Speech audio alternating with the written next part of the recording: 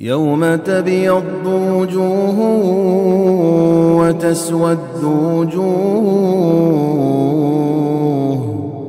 فأما الذين اسودت وجوههم أكفرتم بعد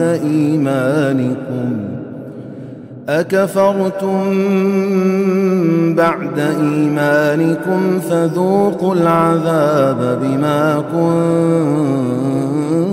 كنتم تكفرون. وأما الذين ابيضت وجوههم ففي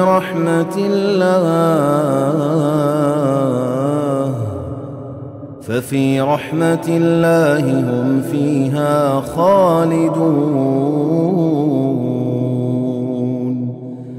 تلك آيات الله نتلوها عليك بالحق، وما الله يريد ظلما للعالمين،